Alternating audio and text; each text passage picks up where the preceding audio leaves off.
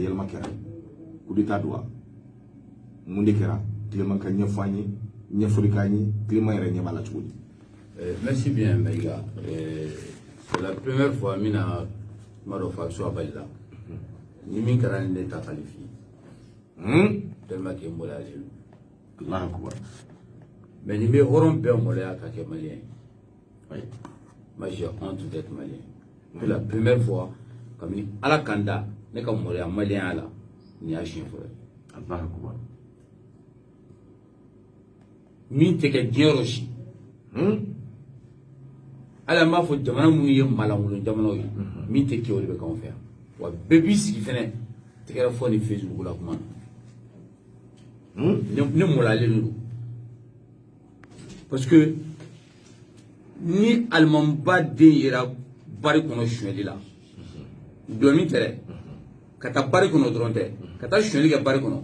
n'i y'a fɔ alimami ye k'a den mun de k'a tɛ se ka kuma Siga t'a la. ne mɔlalen don. Ah oui. Et je ne veux même pas qualifier. Quand on m'y qualifie, climat est régulier, nino. Oui, ni tel. Ora y est fait qu'à importance du féminin. Moi j'ai honte. Mais en bien non, madame me sera là. Parce que n'est sera que vous savez. Il va sur ça qu'à d'ado et bin balui. Oui. Mais il était femme de Kumaka même Madou. Mimba fort au démission à Paracobetou. Au qu'elle m'a dit malane. Tellement que malin non maïga ko comme min bana an tɛ ka dumuni sɔrɔ ka du Mali kɔnɔ o kɛlɛ ma kɛ yan comme ni diɲɛ ka da ni ma faamaw ye ka kɛlɛ kɛ ko fantanw ka kɔngɔ u ka dumuni ko ka ɲɛnabɔ ne mɔya yan san 20 tɛmɛnen ko an ka kɛ san 10 tɛmɛnen a tɛ ka bini depuis 2012 fo bi ne ma Mali faama kelen ko min ye kɛlɛ kɛ maïga k'a fɔ ko an ka kalanko ka ɲɛnabɔ ma parti politique ye ko min bɔra ka marche kɛ ko ekɔlidenw ka kalanko ka ɲɛnabɔ ko denmisɛnw ka baara sɔrɔ ne ma mɔgɔ ye Mali kɔnɔ yan ko min ko djihadisme ko bɛ tiɲɛ na a solution filɛ nin ye an ka wuli k'an kɔgɔ da la ne bɛ wuli ka yɛlɛ jamana kɔnɔ ka taa kuma ne bɛ wuli ka taa kufa ɲini n yɛrɛ ye ka taa kuma ne ma parti politique se ka kɛ Mali kɔnɔ ne ma sɔrɔsi jalabatigi foyi ye Mali kɔnɔ yan ko min wulila ka ko de kɛ Mali kɔnɔ ko b'an bɔ bolo la mais coup d'état de bɛ k'anw fɛ yan. Am sola de comme marifa ta ɲɔgɔn kama an ka kisɛ tɛ ci an jugu la bilen an ka kisɛ tɛ ci jɛrusu la an ka kisɛ tɛ ci yaga de la dɛ an bɛ kisɛ ci an ɲɔgɔnna de la an ni minnu bɛ yɔrɔ kile ko parce que ko fanga de ka d'a ye ko fauteuil de ka d'a ye ko climatiseur de ka d'a ye e bɛ fɛ ne ka mun de f'o la ni ne ko yɛrɛ ko coup d'état kɛra ne bɛ ka valeur de coup d'état la o kɔrɔ ko n bɛ ka coup d'état dɔgɔya quoi parce que hali coup d'état ka fisa ni ne tɛna coup d'état dɔgɔya mais min yɛrɛ la juguman ye o dɔrɔn tɛ c'est que fɛn fitinin min n'o tun bɛ maliyɛn dɔw la o de banna pewu u b'a fɔ o ma ko danbe i danna bɛrɛ min na i fa man ka min kɛ ba man ka min kɛ i fa su bɛ kasi k'a to kaburu kɔnɔ k'i ye ale ye den min wolo a kɔfɛ k'o bɛ ka nin kɛ a bɛ mɔlɔya su dɔw cɛ la dɔw de bɛ k'o kɛ bi mais n tɛ fɛ ka don détail dɔw la parce que balawu man ɲi jamana kɔnɔ donc minnu ko ko bandaw taara Mali feere Faransi ma ne bɛ fɔ u ka papier bɔ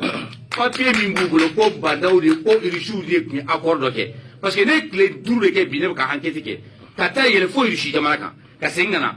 parce que an tɛ kuma kun fɛ bilahi ne tilema bɛ sa ni ne ye min fɔ n'a kɛra kɔlɔn n bɛ sa Maliko kuma n b'a haramu n y'a ɲini bɔnna bɛɛ fɔ o kana Maliko kuma fɔ bilen ni ne ye min bɔ n da Mali kɔnɔ yan ya ne sa don cɛ Mayiga n'a jɔra ne la ko tilema ye min fɔ tiɲɛ tɛ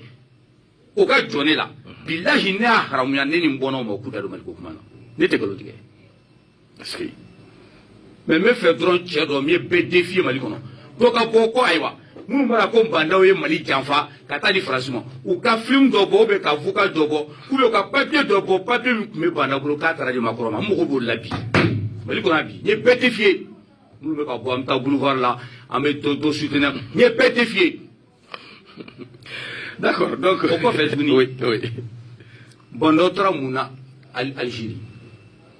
n bɛ fɛ dɔ ka bɔ k'o fɛnɛ fɔ sabu ne b'o dɔn o preuve bɛ ne bolo a taara de ko Algérie ka fara kan u ka taa irisiw wele ka na walasa irisiw ka na dɛmɛ ni mɔgɔw tun bɛ fɛ ka na ni irisiw ye Malilan bandaw don mais ni mɔgɔw bɔra fɛn na o bɛ bɛn o tɛ kojugu ye o i fɔra dɔ kɔ dɔ bɛ su kɔ Yasimi ne cousin don asimi kalfara ni climat na kule be kuma kana be Facebook asimi journaliste woni ngolo che ni climat donc ni takele mais galo ngana galo tike galo mai choche ye galo tike be to galo na galo tike choche na ni man ku be to ala te galo andi kafiri ali galo tike la jote so abu mais le fait de toka na donner mi faut to fo climat itati chien climat galo tike preuve flé bandaw ni papier ko mabulu ni ne tira matran di makoroma France bandaw ko be fa mali fere makoroma akume fa ndiye France la fono yasoro bandaw talim gira Algérie kata fo ka be fa Algérie ka deme pour que ni yusu wa gira nyona nore magia France no na lo kala bandaw bi ngui anga jati minati mais même mangu fula sa o me ka preuve de madon be me ku fra nyonga mi na ko me kuma malon fe chen ngolo me do nga wona parce que ko me la ke tukum na nan tora tambe be tola ambe bisala angana jamani marakolo ngambli nete mko soutenu nte mko contrôler oui ne ko mali don mi majani no re kera kele kuyi ni kele ra sababu dola bandaw ye nere tirke Sadio Camara bandaw yo bo ministre de défense la ne ta bokundo ne ta lo pour ka ya bola oui o kera erreur bay nere da ko mbano ma ngone ma fam yeni ke ne ma fam pour ba boy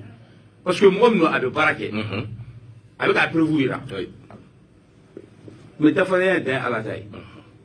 nere wo fo bando ala inshiri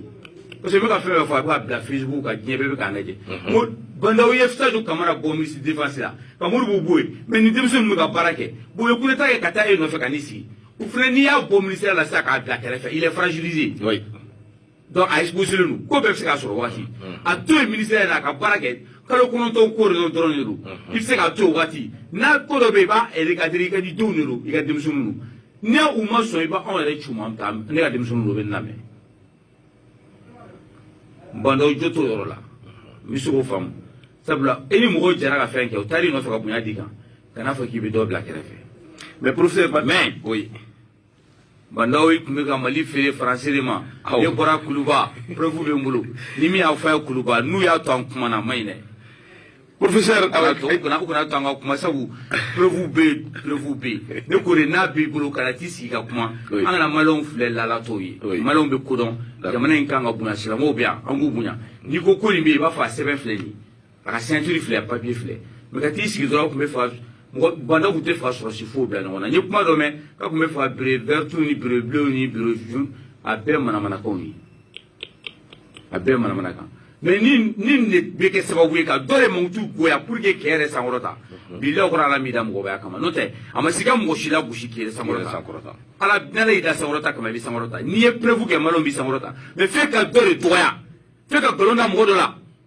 ka makɔrɔba mafiya i jɔn ɲɔgɔn an bɛɛ bɛ sa lahara ka taa jɔ kɛrɛ kan ko foyi ko o mangoya k'o tɔgɔ tiɲɛ nkalon kan walasa k'i ka sankɔrɔta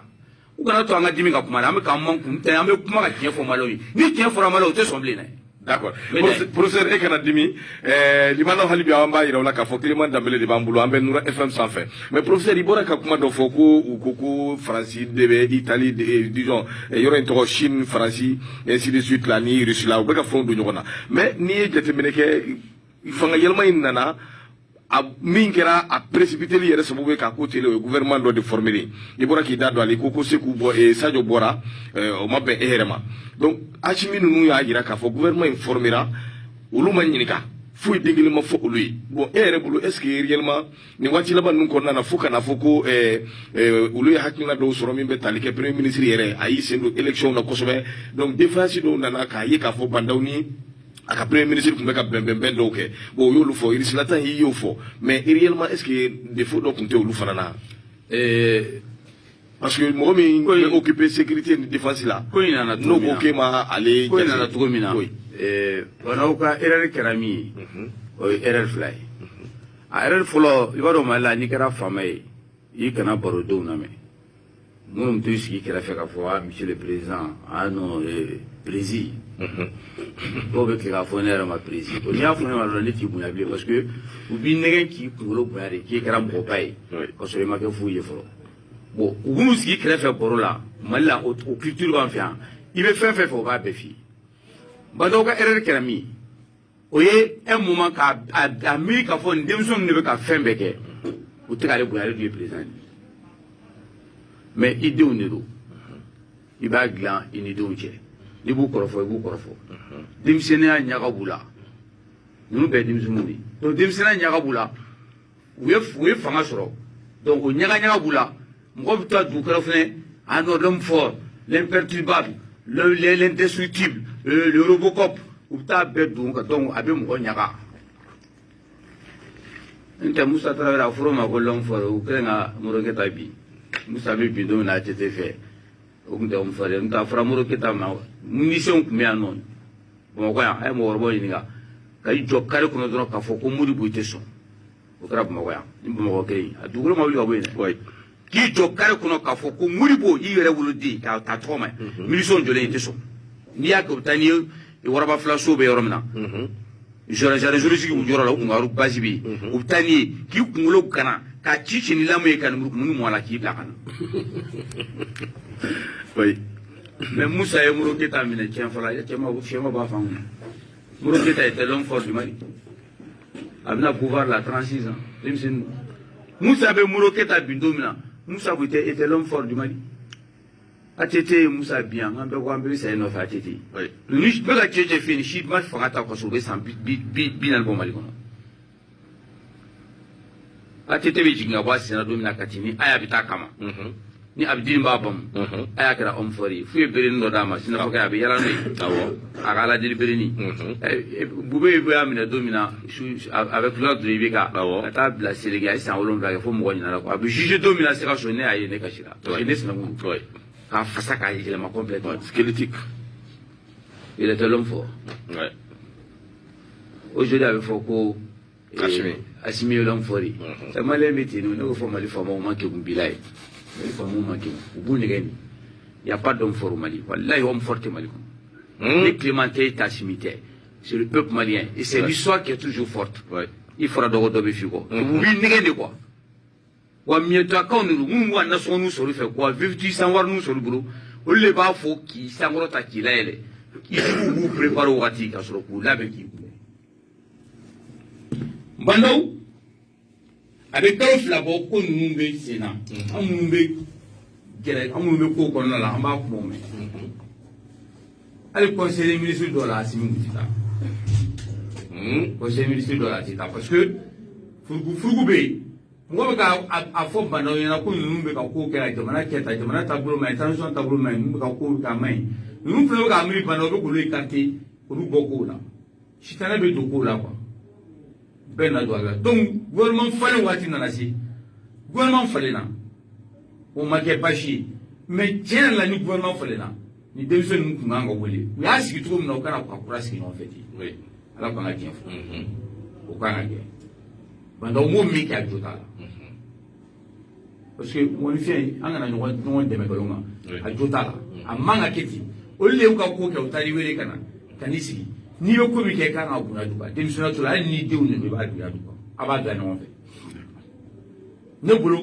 lisi tun bɛ kɛ ɲɔgɔn fɛ ne denw an b'a kɛ cogo di a ye lajɛ k'an kana lisi dɔ ye n yɛrɛ bɛ dɔ dilan an b'u fara ɲɔgɔn kan an b'a lajɛ an b'a dilan cogo min na a fana b'a dilan ɲɔgɔn fɛ o bɛ kɛ ko sokɔnɔna la mɔgɔ tɛ bɔ kalama yɛrɛ mɔgɔ si tɛ bɔ kalama Mali kɔnɔ mais n'o ma kɛ fɛn mɔgɔ ta wani y'a kɛ pour que k'a yɛrɛ de président ye ninnu kɔni bɛ kɛrɛfɛ de bon prérogative dɔ bɛ yen o défense ni sécurité o bɛ Assimi Goïta bolo bon ministre de la défense ni sécurité n'o bɛ sigi o kɔni bonya kan ka d'a kan tiɲɛ yɛrɛ la ni premier ministre tali ko a ka démissionner ka tila k'a reconduire o bonya kan ka d'a kan tiɲɛ yɛrɛ la donc e bolo sisan o version ye tiɲɛ ye maintenant n'o kɛra tiɲɛ ye e yɛrɛ bolo est ce que o bɛ nin kun bɔ o bɛ jamana a tɛ nin de bɔ quoi a tɛ nin de bɔ n'o kɛra n'aw dimina ɲɔgɔn kɔrɔ a bɛ na mais min dɔn dɔrɔn bandaw kɔni ko ale ka taga décision falen ale ye premier ministre reconduit ale y'a gouvernement sigi ale t'o falen donc Sadio kuma ma nɔgɔ radio la kuma do quoi a ma nɔgɔ mais professeur an ɲɛ wele o de kama mais min fɔ dɔrɔn an bɛ fɛ k'a dɔn de mais min fɔ dɔrɔn u ma se ka bɛn e bɛ taa yan nɔ n b'i bɔ yan k'i bila yan a ne tɛ taa yen nɔ ne bɛ to yan nin fɔ ɲɔgɔn kɔ dɔrɔn don a taa nin sira fɛ ayi anw taa nin sira fɛ u farala ɲɔgɔn na ye nka tɔ bɛɛ nkalon la bila yen kali ala la malon yi fefe o fon ko fe abegalu demso ka coup d'état ke nous bora bi ni asimi ma foi fo akena fa ye Sadio nu janfa ni malki jaw nu ma franyon nu be ma franyon fo ko a Modibo Kone ani Sadio janfa la mais armée lerni c'est que Assimi à un moment il est obligé Diawado oui, c'est clair. C'est clair. Bon, Bandao Fene président de la constitution mais pouvoir pédaler à la décision là. Allez fenêtre au Stradi. Il m'a dit non faut né président chef de l'état de a fera ko chef de l'état de pas décision là. Ani mugare manga tigata. Amale manga tigi ko duguma. Donc allez tarani au Stradi. Nous faisons jeter là on est ici. On est fraliga ke. Ici quand on décrète là quand on gouvernement est correct. Quand on peut sur la ganson, qu'on peut se ganson. Donc deux sera nous, ça sera nous. Donc finalement, vous serez nous. D'accord. Donc quoi est béni droni. D'accord. À toi faire que formule on a chila. Alors il regarde le boulot. Il côté français, côté fouille à payer. D'accord. Ah. Le gars me dit professeur Kakumala, on va y aller à Kafoui Banda wa Kapara Kunkai. Donc aye Mouni ka colonel Sadio ko bo défense là. Mais le procès d'Aïra, il y a beaucoup de gens qui sont à tout. N'a pas fort à nous encore, on met en Israël, on met en Israël. Donc, on est là des pays. Mais au fond, nous avons eu aussi là, où il m'a dit, là, ce procès, nous sommes voilà, pour qu'on se fasse sur la liste. Bon, et jusqu'à présent, il y a un moment, communication me boit une moitié, un moment, n'est maillé, à la digne, un moment, il va reculer, il va faire là quand nous sommes machinari. Ne kun bɛ ka taa kɛnparana ne bɛ ka tournée nationale dɔ de kɛ Mali kɔnɔ ka kuma Maliyɛnw fɛ donc ne welela o de kɔnɔna la bon n tɛna welebaga fɔ parce que dɔw bɛ to k'a fɔ ko olu sira Asimi fɛ yen nɔ u ye baro kɛ u kumana ne bɛ sɛgɛrɛ dɔn min ye ne wele ne tɛna fɔ mais je pense que o fana bɛ fɛn filanfɛla la yen ne a Asimi tɔgɔ tɛ n ban donc ne welela ko ne ka sigi ne kana pour que an ka ko ɲɛnabɔ ne nana o de la ne bɛ min kalama un moment i bɛ bɔ i bɛ sen bɔ i bɛ mango fɔlɔ k'i sigi ka ko lajɛ. A ko min ni dɔgɔtɔrɔ bɛ ka fura k'i la bana bɛ ka juguya a ko ka fura k'i la i ye nimakaran daminɛ a bɛ mun de kɛ ni nimakaran daminɛ a bɛ taa ordonnance sisan tuguni yan a bɛ fura jɔ ye donc un moment i b'i jɔ i b'a lajɛ i b'u filɛ i b'a fɔ i b'a sɔrɔ ala y'a latigɛ tan de i b'a sɔrɔ ala bɛ fɛ ka tiɲɛ dɔ de bange e yɛrɛ t'o dɔn n'i y'i ban ala ka volonté ma ala bɛ e yɛrɛ mago sa pour que ale ka volonté ka kɛ mais n kɔni bɛ min dɔn o ye l'essentiel du problème. Ni mauvais bandau accusé bi il va accuser parce que à essayer de connaître bon ministre de la défense là à manque au boy et moi je répète encore et j'assume à manque au boy parce que Sadio est un très bon ministre de la défense. Pourquoi? Avec mon ministre comme là il va la Sadio ministre de la défense ne le Clémentra faut Sadio avec un chiffre il faut 16 000 et quelques hommes Mali sur la CMA ma battant au rond quoi mo balou ne Clément a ko kɔrɔ se ka todi mo surasi battant au rond ko taw bulu mais comme c'est la défense do be même pas rond do ko ya ke to même pas rond do jamana ko kumaru ngai ka lutu ya wote a ko te ngote a ko todi mo Sadio to ka paro frana ko colonel lu awa mo me ne ba do a me fajigilari a sara ka to sergent la e mo be sa to de obsa o ka jala be continue fo ata ke colonel a ko ko se ga mo bilay a to ne ba to do bon a du sara ne ba do sara a muso fune be kaka sur la pension ta o be ke colonel et tout dit donc je pense que e ka armée qu'on a là et le ministre de la défense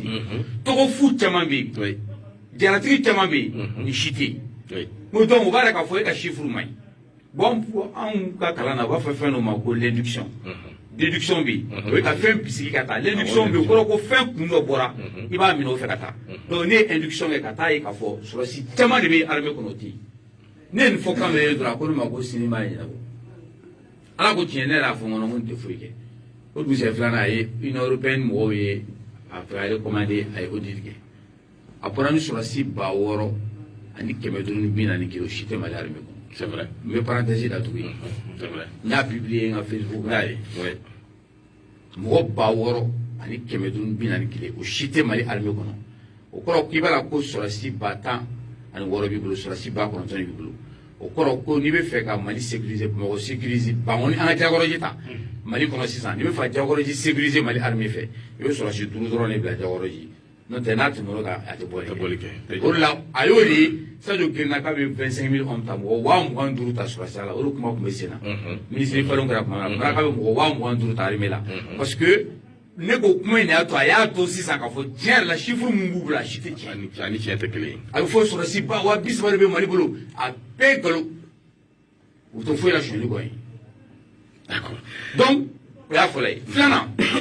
n ye Sadio kelen ye don dɔ la Banaba n taatɔ don Kéréwane dugu dɔ bɛ Banaba ko Kéréwane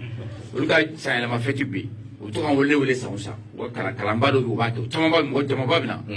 n taatɔ don yen nɔ n ye n jɔ Banaba sira la u ye k'u ye kan dɔ jɔ ko sɔrɔsiw ka kan n ye Sadio ne n'a ye ɲɔgɔn croiser ne ko n ko monsieur le ministre na mun na ko k'a nana k'a fɔra ko kan dɔ bɛ yan k'a ye kan ɲini k'a ma kan ye n y'a sɔrɔ a bɛ téléphone na a bɛ k'a fɔ ko kan tɛ yen entrepreneur min y'a jɔ k'u k'a minɛ ka taa n'a ye de tribunal la ka ka Mali wari sara sans yan'a ka se Bamakɔ sɔrɔsiw minnu ye a ordre di k'u bɛɛ arrêté yan'a ka se a y'o kɛ ne fana ɲɛna lahara b'a sariya a sabanan don la n dimina parce que a fɔra ko sɔrɔsi dɔ bɛ ka boulangerie jɔ Kati n dimina n ko n t'o f'a ye n taara fo ka bureau kɔnɔ dimini ba n ko Sadio tɔgɔ di colonel bɛ boulangerie jɔ Mali kɔnɔ a dun fɔra ko sɔrɔsiw ka prime min bɛ centre la k'o wari de bɛ d'ale ma n ko a bɛ wari bɔ ka boulangerie jɔ min aw k'a tɔgɔ di a n y'a tɔgɔ d'a ma a ye téléphone ci k'u ka enquête kɛ sisan a bɛ ka boulangerie jɔ n y'a détail bɛɛ d'a ma mais komi ne bɛ ka kuma fɛ a kun birilen ma a bɛ papier signé na ne dimina parce que n'o kɛ na o bɛ digi ne la ani yɛrɛ tɛ mɔgɔba ye nka mɔgɔ kɔni min yɛrɛ filɛ donc a bɛ ne kuma n'a fɛ a bɛ ka i kun bi a bɛ ka papier signé ne kuma tigɛ sɔɔni sera i kun dɔ ta ko aw fana kɔrɔ a ko ne ma kɔrɔ a kɛra di a n'o Sadio ne bɛna kuma i fɛ i b'i kun biri i bɛ sɛbɛnni de la o kuma e ka fisa ni ne wa a ko a ye kɔrɔw tɛ a ko kabini i bɛ ka tile la muso dɔw de bɛ yen filiyatɔw don u cɛw sara sɔrɔsiw musow don u ka prime de ma d'u ma halisa u ka droit bɛɛ ma d'u ma papier bilalen bɛ a tɛ ka signé kabini i bɛ ka tile muso ninnu tɔɲɔnen don u cɛw d'u sara Mali nɔfɛ n ko o papier de ka di n yɛrɛ ma directeur t'a signé o k'a diya n ne yɛrɛ bolo b'a signé bi k'u bɛɛ ka droit d'u ma bi ne ye n ka baara jɔ de kama bi tile tɛ bin ka sɔrɔ ne ma muso ninnu bɛɛ ka droit sara parce que u cɛw sara Mali nɔfɛ bon ni mɔgɔ ye nin k'i ɲɛna i bɛ mun de fɔ i b'a fɔ ministre ɲuman don i b'a fɔ mɔgɔ ɲuman don Modibo Koneta an y'o ye kɔsa in na o yɛrɛ bɔra ka taa polosiw filmer fo a ye 1000 di ka polosiw filmer o kɛra sababu ye an y'a dɔn k'a fɔ ko ja an bɛ min fɔ an tɛ ka nkalon da polosiw la polosiw zone 90% a bɛɛ ye zone mais 10% ɲuman b'u cɛ la polisi ɲumanw bɛ yen donc maintenant ni o baaraw kɛra o ni o kɔnɔna n'o tigi wulila i b'a fɔ mɔgɔ min wulila mɔgɔ ɲuman kɔni don n t'a fɔ kun y'o de donc mun tun bɛ fɔ parce que n'i y'a fɔ mɔgɔ dɔw b'a fɔ professeur b'a ko Sadio ka ɲi mais pour k'a ka ɲi mais n tɛ tɔw t'a dɔn dɛ Ismaël Ouagé sisan n'ale tun bɔra yen ne tun b'a fɔ c'était très bien u y'ale bɔ yen parce que an yɛrɛ taara an ka projet d'a ma Mali association fara ɲɔgɔn kan k'u bɛ fɔ caravane ba dɔ kɛ ka kuma di maliyɛnw ma an ka fɔ ka bɛn kɛ a y'an bɛɛ nɛgɛ an bɛɛ sigi an cɛkɔrɔbatɔw sigili ko a b'a kɛ a donna ne ko n ko wari ko tɛ ka na wari d'anw ma an tɛ faama ka wari fɔ an bɛ fɛ ka lettre dɔrɔn de kɛ k'a fɔ e ka ministre so o bɛ réconciliation na olu bɛ ka dɔrɔn k'an soutenir mais kana wari d'an ma an yɛrɛ bɛ wari ɲini o lettre kamalen ma se k'o kɛ fo gouvernement yɛlɛma kɛra ale kuma ale bɛ se kuma de la pɛrɛ a ye kumana ka kuma foyi a ma kɛ donc ni min ye min kɛ an b'o fɔ an tɛ siri ɲɛ maintenant Bandɔgɔ ko ani Sadio ani Assimi Goïta ani Maki Diaw ani fɛnw a bɛɛ de fɔlen fili ye tan c'est à dire que a bɛ k'i kɔnɔ ko nin manamana ko de wa manamana ko de filɛ k'a kɛ tan c'est aussi simple que ça u bɛ ka taa fɛn fɛn ta ka na don a kɔnɔ o bɛɛ ka briefing bi maliyɛnw kunna de minnu bɛ Badaw fɛ o minnu bɛ Assimi ninnu fɛ o a tɔ bɛɛ nkalon n'a ye maliyɛnw ye fɛn fɛn mɛn nin kɔfɛ a bɛɛ nkalon ye d'accord professeur c'est tout simplement ça wa mɔgɔ sisan nin kuma in sɔsɔ ni min y'a sɔrɔ na ni prévu ye d'accord i ko ko nin papier de tun b'a bolo a taara nin don ta nin de san nana papier accord dɔ de tun kɛra nana papier ne an k'a ye n'i y'a anti-date o dɔnni man gɛlɛn o an b'a ci ka taa reçu fɛ yen ka fɔ k'a authentifié i bɛ malo Mali kɔnɔ yan mais ni mɔgɔ ko k'a fɔ ko ne ta tɛ tiɲɛ taa boulevard la komi u ka manifestation bɛna kɛ i k'i bolo da Yasini kan k'i kɛlɛ k'e min fɔ Mali la ko tiɲɛ.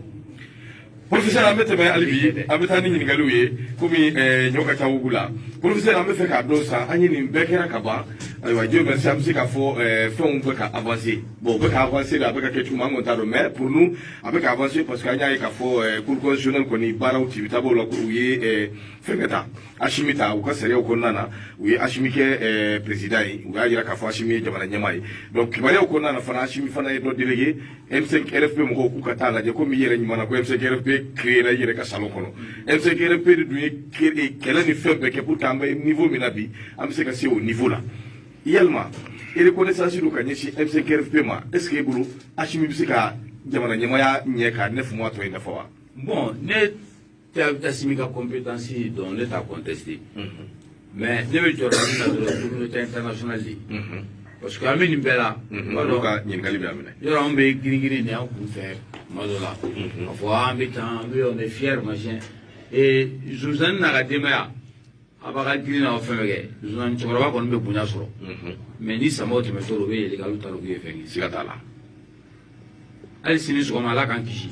ni UEMOA ye bi CEDEAO datugu yan dans une semaine walayi mɔgɔ tɛ bɔ boulevard sanfɛ ko soutien bɛɛ b'a bila sira fɛ o y'a sɔrɔ bɛɛ miiri b'i kɔnɔbara de la ani ka denbaya o donc an bɛ fɛɛrɛ jumɛn de kɛ min b'a to an bɛ kisi communauté internationale ma c'est ça mon inquiétude c'est-à-dire que ne tɛ transition kɔnɔ bi yɛrɛ quoi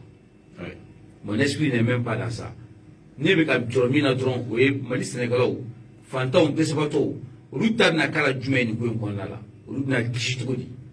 aw minnu bɛ yen n'aw ma foyi ɲini e filɛ i ka radio so kɔnɔ i b'a kunnafoni di mɔgɔ jamana ka di i ka auditeur bɛ k'i lamɛn Sanogo filɛ nin ye a ma foyi ɲini jamana kɔnɔ ko fo dɔrɔn n faso ka di ye n bɛ to yan tɛ n'a y'aw jɔ a bɛ taa jamana wɛrɛ kan aw bɛ taa ɲɛɲini bon aw de ta jɔrɔ bɛ nin na Mayiga Ala ye seere na min t'an jɔ jɔ kɛnɛ kan n'o tɛ nin bɛɛ bɛ tila ka tɛmɛ maintenant ne Assimi kɛra Mali président ye mais maliyɛn de don maliyɛn de don mais est ce que sariya b'a yamaruya ka kɛ Mali président wa communauté internationale bɛna o ko jateminɛ est ce que bɛnkan de don k'a bɛ kɛ wa communauté internationale b'a sara cour constitutionnelle tɛ wa maintenant ça je pense que cour constitutionnelle tun ye dɔw kɛ député ye u tila ka bɔ a la ou bien cour constitutionnelle ma arrivé k'a kɛ président coup d'état ma ko la c'est à dire que il faut qu'à un moment les gens an ka miiri an k'o jateminɛ jusqu'à présent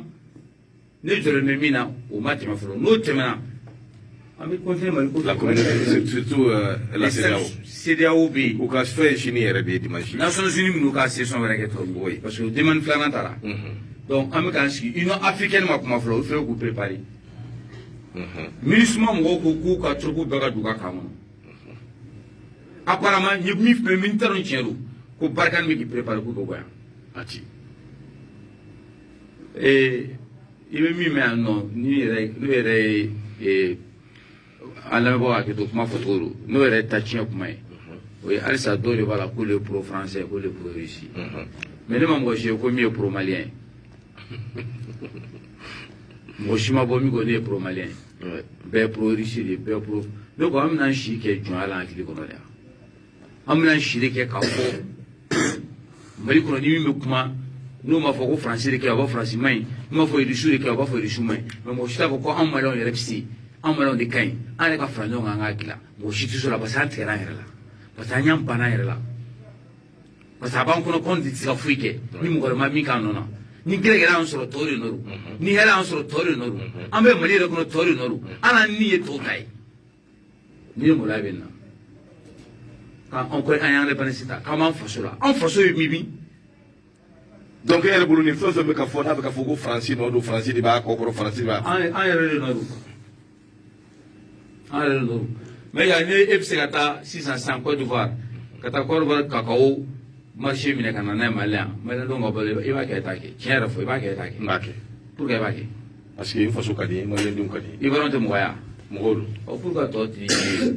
k'a fɛ n'e sera o to kɛ Ivoirien ninnu m'u jɔ o jɔyɔrɔ la bɛn ne taara e ka so ne taara e ka so ka taa e muso bugɔ i ka so k'i denw bugɔ e sigilen bɛ yen fɛn yɛrɛ b'a fɔ Clément ne muso n'i b'a bugɔ a gosi a kɛlaka la o yɔrɔ in de bɛ digi a la yalima o e muso kan ka dimi e kɔrɔba bɛ dimi de kɔrɔ a bɛ dimi de kɔrɔ a bɛ dimi de kɔrɔ sabu a cɛ ye e de dutigi ye donc e de dutigi lankolon wa bɛ ne de mɔgɔ jugu ye non ne de ye dutigi lankolon ye kuma banna Mali faamaw de man ɲi fɛn fɛn ka kɛ Mali kɔnɔ Mali faamaw de nɔ don Mali tɛ faama ɲuman de la parce que Mali faama tɛ dɔ nɔfɛ n bɛ kɛ premier ministre ye n'aw ma d'aw ma anw tɛ sɔn n bɛ kɛ président n'i ye Mali faama o faama i b'a sɔrɔ a bɛ girin na poste de nɔfɛ a sara foyi tɛ maliyɛnw na u bɛɛ bɛ kɛ kuluba ni primature de nɔfɛ n'u ye sisan mali yɛrɛ kɛra ni min a muscle yira dɔ bɛ d'o ma u ye mali kɛ gato ye gato in dunna k'a ban a tuluni n'a a sogoroni mun b'u tigɛ ni ɲɔgɔn cɛ u b'o koro in nɛmɛ ni fantanw ma fara ɲɔgɔn kan Mayiga ka wuli an bɛ to a la fo fantanw waati dɔ sera fantanw ka fara ɲɔgɔn kan dɛsɛbaatɔw ka fara ɲɔgɔn kan anw de ka ca an fana ka fɔ n ko an fana ka hakɛ ye jumɛn hali dɔ kɛra ten sa politiciens ni faamaw ni sɔrɔsiw ni fɛnw u bɛɛ dɔ kɛra ten u bɛ ka mali faga an sigilen ɲɛna an ka fara ɲɔgɔn kan an fana ka wuli. Professeur sisan fantanw ka fara ɲɔgɔn kan an ka kɛ pro-maliyɛnw ye e yɛrɛ fɛ o fura ye jumɛn ni fɛɛrɛ jumɛn de bɛ se ka sɔrɔ o la pour que malidenw anw bɛ se ka fara ɲɔgɔn kan ka don da kelen fɛ ni ka bɔ da kelen fɛ cogoya min na. ne ye fɛɛrɛ fɔlɔ min sɔrɔ a la n y'a ɲini a baara tun ma kɛ mɔgɔ ma n dɛmɛ a la n yɛrɛ wuli a bɛ ka kɛ sani o baara fɔlɔ o jumɛn ye o ye ka kuma di maliyɛnw ma f'an ka taa sɛnɛkɛla sɔrɔ a ka buguda la ka taa baganmarala sɔrɔ a ka wɛrɛda la ka taa artisan sɔrɔ a ka teli la ka taa gadonmuso sɔrɔ a ka buguda la ka kuma d'u ma ne ko mali min den b'a kɔnɔ e bolo jɔyɔrɔ ye jumɛn mali min den b'a kɔnɔ n'a bananen don bi e sago a ka kɛ cogo di maliyɛnw aw bɛ fɛ mali ka kɛ cogo di aw bɛ fɛ an k'a dilan cogo di maliyɛnw aw mago bɛ mun na maliyɛnw aw yɛrɛ bɛ fɛ ka mun de kɛ walasa mali ka cogoya wɛrɛ ta fo kuma ka di maliyɛnw ma kabini Modibo Keyita tile kuma ma di maliyɛnw ma mali faama o faama nana mɔgɔ kalanni o kalanni yɔrɔ a défaut bɛ anw de la a défaut fɔlɔ anw de an minnu kalanna anw de ye jamana janfa maintenant mali faamaw n'a politiciens n'a mɔgɔ kalanniw jusqu'à présent olu bɛ miiri tɔw place de la k'a fɔ a y'a kɛ kuma ka di maliyɛnw ma donc n taara Masina n ye n ka expérience fɔlɔ kɛ ne ye kuma di mɔgɔw ma musokɔrɔba dɔ bɛ yen ko ɲinan ale san 67 ko n denkɛ kabini ne wolola mɔgɔ ma micro di ne ma ne ka kuma a ko e nana an ka dugu la Masina kɔfɛ dugu dɔ bɛ yen ko Sokɛ a ko e nana an ka dugu la ka na micro di ne ma ko ne ka kuma a ko ne denkɛ n'i ko ko ne ka kuma a k'i ka taa fɔ an sɛnɛkɛlaw de munna aw tɛ foro dɔ dayɛlɛ an bɛɛ ka taa sɛnɛ kalan yen nɔ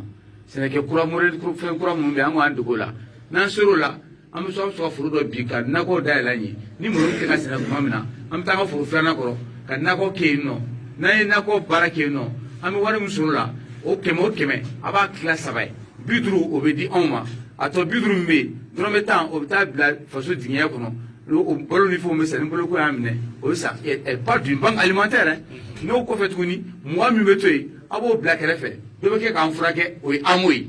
dɔ bɛ n'an kɔrɔla k'an dɛsɛ dɔ bɛ d'a ma o ye retraite ye a bɛ ka fɛn bɛɛ fɔ bamanankan de la tan ne ɲɛna a ye kuma fɔ k'a ban ka tila k'a fɔ ko dɔrɔmɛ 10 bɛ to fɔ o bɛ bila kɛrɛfɛ ni nana kɔrɔ sa ni ŋo bɛ baara wɛrɛ kɛ min tɛ sɛnɛ ye min b'a to n bɛ se k'o kɛ min tɛ sɛnɛ ye elle parle de l'épargne pour la réinsertion socio-professionnelle elle vient de me construire un modèle économique complet a ma don ekɔli la a ma taa ekɔli la a ko k'ale bɔra u ka dugu la siɲɛ 2 de ka na k'a da mɛ a ye diɲɛ fɔ ne ye k'a ba sigi de parce que jakuma bɛ diɲɛ dɔn k'a ban k'a sɔrɔ a b'a ka so kɔnɔ a ma bɔ kɛnɛma dɔnnikɛla bɛɛ bɛn o Aristote ko ten jakuma mara i ka so kɔnɔ a b'a si ka tɛ bɔ mais ni jakuma bɔra dɔrɔn i b'a dɔn k'a bɛ kɛnɛma la dɔn ka tɛmɛ kan parce que fɛn fɛn bɛ kɛnɛma a bɛɛ bɛ kɔnɔna la e de t'a ye fɛn fɛn bɛ kɛnɛma a bɛɛ bɛ yen wa diɲɛ bɛɛ filɛ nin ye e ni ne ka sujet in kɔnɔ diɲɛ bɛɛ bɛ yan i bɛ fɛn fɛn dɔn kɛnɛma diɲɛ kɔnɔ i b'a sɔrɔ a dɔ bɛ yan e ni ne de ɲɛ t'a la n'an y'an sigi k'a filɛ an b'a ye jakuma ka baara ye k'o filɛ nin de kɛ donc musokɔrɔba in ma bɔ a ma kalan mɛ a bɛ kodɔn an ka dɔn ko maliyɛnw bɛ kodɔn an ka kuma di maliyɛnw ma mali bɛ dilan cogo di maliyɛnw k'a fɔ o de la n ye tɔn dɔ sigi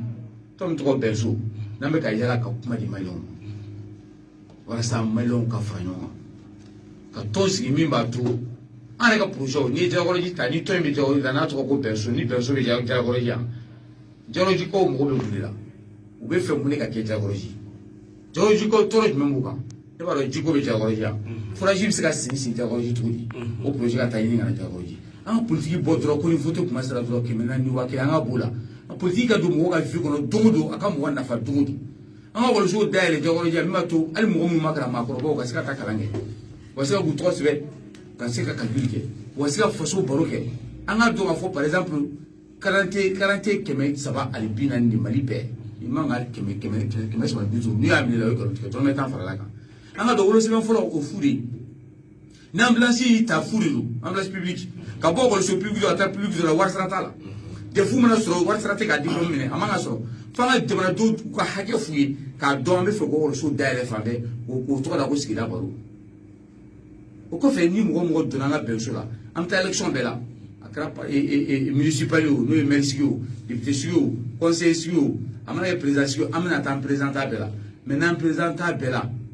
an bɛ fɛ fana jeune minnu bɛ yen jeune diplômé sans emploi mɔgɔ bɛ don an ka tɔn na ni fonction publique concours bɛ kɛ ne yɛrɛ bɛ engagé an b'a bɛɛ former k'a bɛɛ former ka préparation k'u kun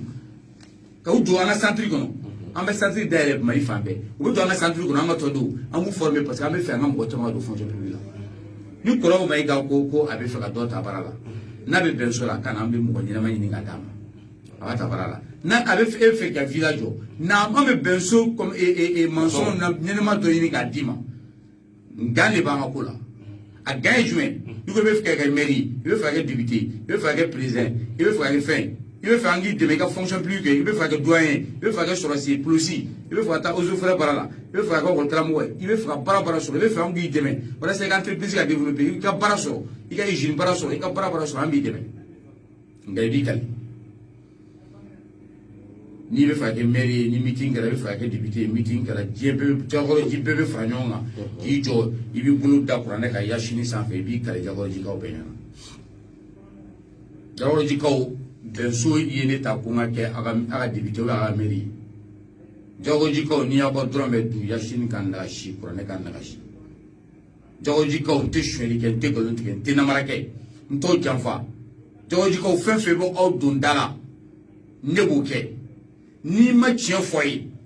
kuranɛ ni ala tɔgɔ fɛn fɛn b'a kɔnɔ a bɛɛ ka nagasi k'an kɔ nagasi ni maa minnu sɔrɔ ma Jakɔrɔji kɔrɔ yan ka don anw ka tɔn na an fana b'a ɲini Jakɔrɔji silamɛ bɛɛ fɛ n'i ye chrétien i b'i bolo da kuranɛ bibilique kan an b'a ɲini chrétien bɛɛ fɛ k'a ɲini Jakɔrɔji halala bɛɛ fɛ politique ko tɛ na parti ko tɛ na bilen na a ye voté ni mɔgɔ ninnu ye.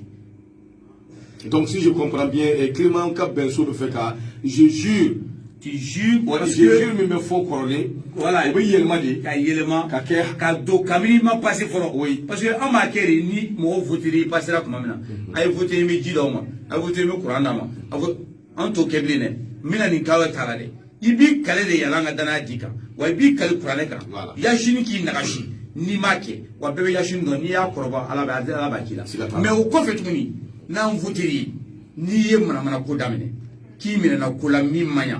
an bɛ a su filmé i ka kale kan an b'a bɔ k'a yɛrɛ diɲɛ bɛɛ la bɔlɔlɔ ko bɛ senna bi n'a yɛrɛ diɲɛ bɛɛ la an bɛ wele bila Jakɔrɔji bɛɛ ma bɛnso tɔn bɛɛ mɔgɔ mɔgɔ voté i ye ka wele bila bɛɛ ma ne yɛrɛ kilimamuso ɲuman na an bɛ taa sitting sigi an bɛ taa sigi ka da la min bɛna ni tasakolo ye min bɛna ni bɔtikolo ye min bɛna ni bidɔnkolo ye an bɛɛ bɛna sigi ka da la an tɛ taa fiyewu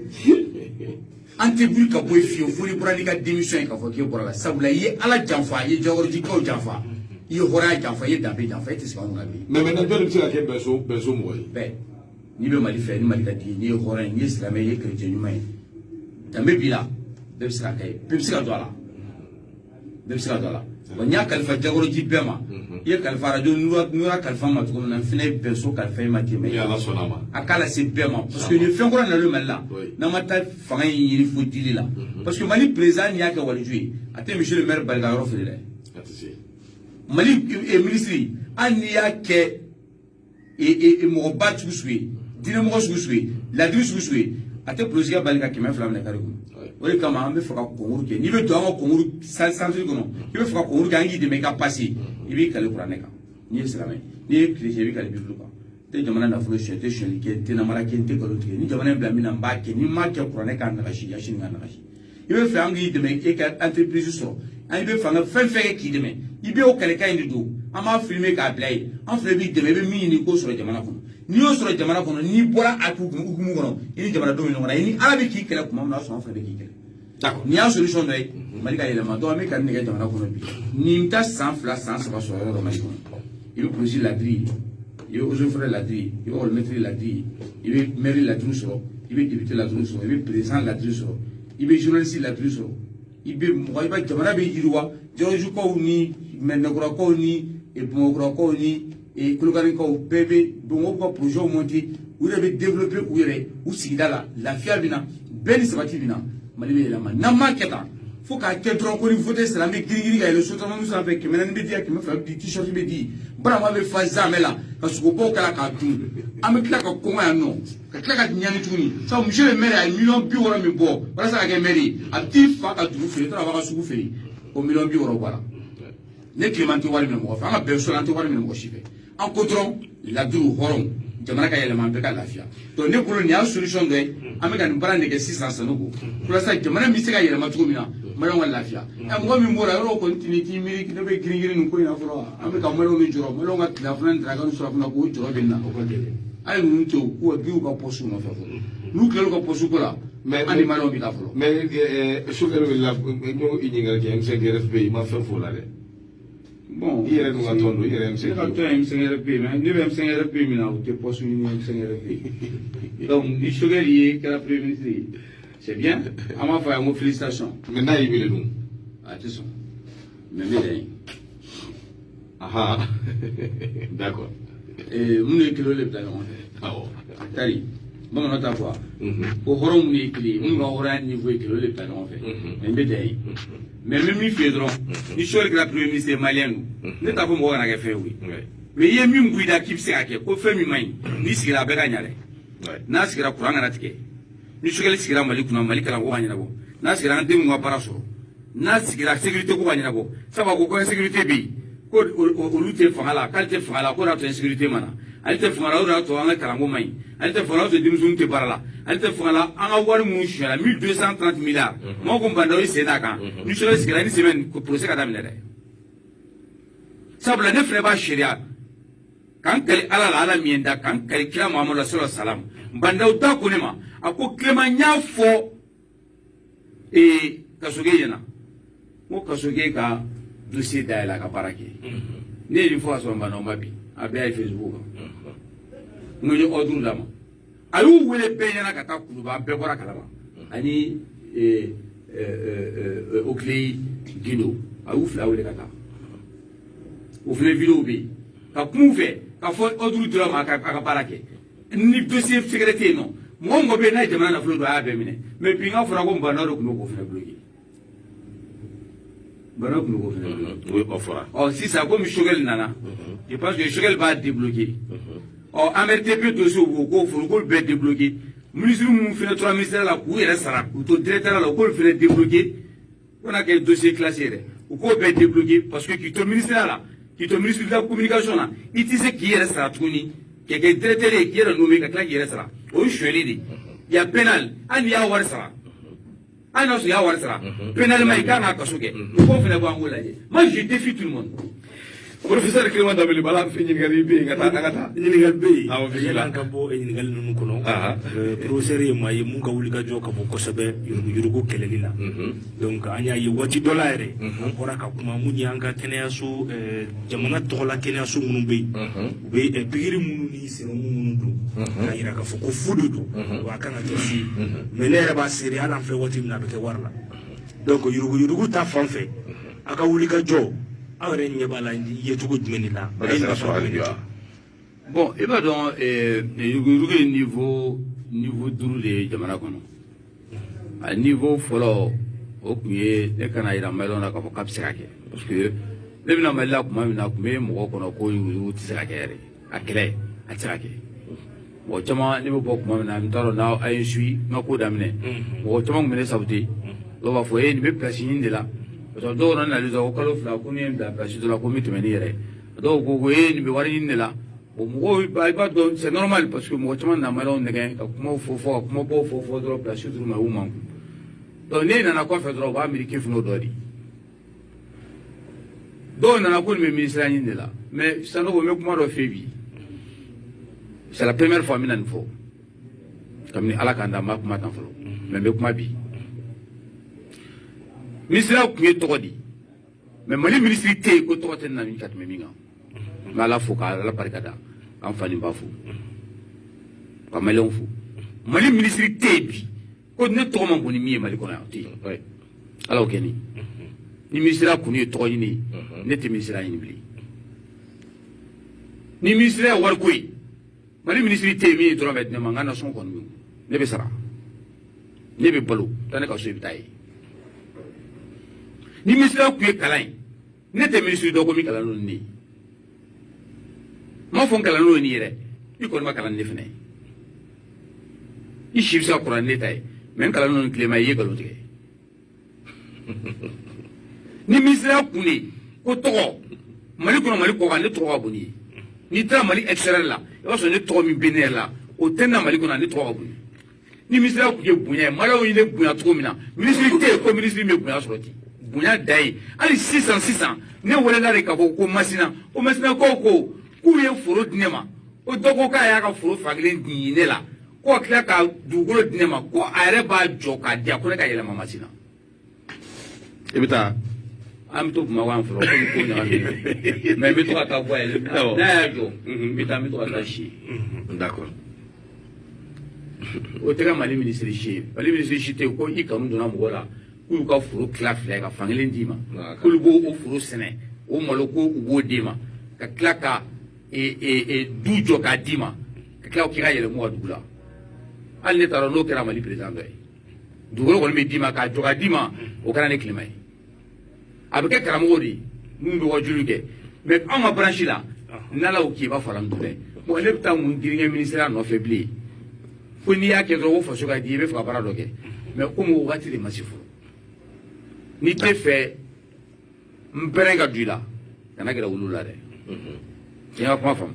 professeur fɛ n pɛrɛn ka don i la i kana gɛrɛ wulu la professeur ɲininkaliw ka ca hali bi an b'a da limanaw tulo kan k'a fɔ tulo bɛ radio Nura FM de mankan na Nura FM an bɛ laseli kɛ ka bɔ Jalakɔrɔji an ka nɛgɛjuru sira ye 20 80 30 30 sɔɔni an bɛna lajɛ ka mɔgɔ 2 mɔgɔ 3 mɔgɔ 5 ɲɔgɔn n'an y'o sɔrɔ k'olu ta a kɛra mali kɔnɔ mali kɔ kan pour que ni ɲininkali min b'olu fana bolo u ka se k'o lase an ka professeur ma mais yan'o cɛ professeur i yɛrɛ y'a fɔ cogo min i wulila k'a fɔ k'i bɛ nali Nura FM na depuis a fɔra ko Clément fana bɛ nali surtout k'a dɔnna k'a fɔ k'i bɛ yan commune fanfɛla de la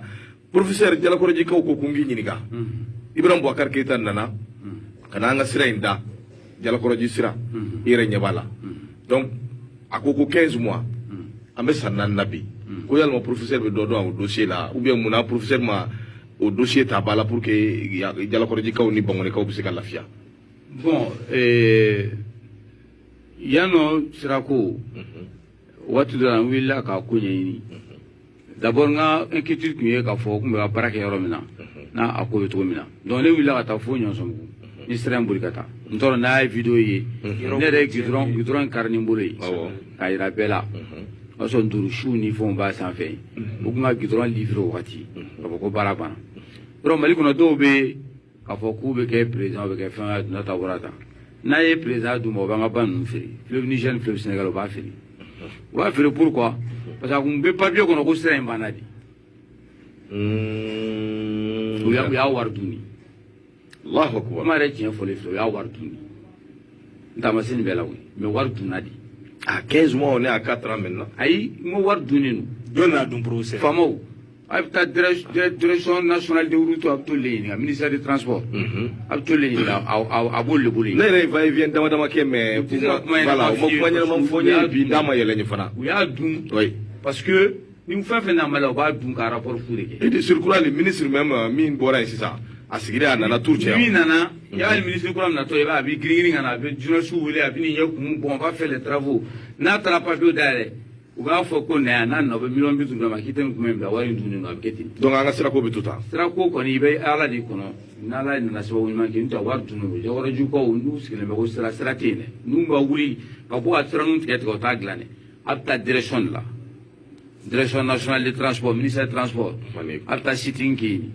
o ye ne ka solution ye Jalakɔrɔji bɛɛ ka fara ɲɔgɔn kan yɛrɛ wolo bɛɛ halala bɛɛ a kana Jalakɔrɔji tigɛ parce que n'a ye sira tigɛ a ministre tɛ tɛmɛ yan nɔ mali faama tɛ tɛmɛ Jalakɔrɔji yan a bɛ sotamatigiw n'a sigiɲɔgɔnw a n'a somɔgɔw de tɔɲɔ olu de tɛ tɛmɛ aw yɛrɛ de bɛ tɛmɛ sira in fɛ n tɛ faama foyi tɛ tɛmɛ yan a ye sira in to yen a ye fara ɲɔgɔn kan yɛrɛ wolo a ka wuli a ka taa direction nationale des transports la a filɛ nin ye Dar-Salam a bɛ taa ka taa kuru fa dewu kan ti taa fiyewu n'an ka sira ko kuma ma fɔ a ye solution filɛ ni ko n ka solution fɛ a fɔ a fura yen don Jalakɔrɔji k'e ta bɛ ala la k'i ta bɛ kira la k'i b'a dɔn k'e ye Jalakɔrɔji ka ye k'e b'a dɔn k'i ka denbaya jɔrɔ b'i la cɛ ni muso denmisɛn mɔgɔkɔrɔba ni min tɛ se ka tagama yɛlɛ Jakarta dɔ kɔfɛ ni min tɛ se ka Jakarta sɔrɔ katakatantigi dɔ ta i ka sotaramani ta a ka rendez-vous di ɲɔgɔn ma nin don in a ka ɲɔgɔn sɔrɔ direction dale ni min ta yɔrɔ dɔn mun b'a yɔrɔ dɔn a bɛ ka fara ɲɔgɔn kan a bɛɛ ka taa don kuru kɔnɔ a ye maillot a bɛ bali dugukolo sanfɛ a b'a fɔ o de ka dugukolo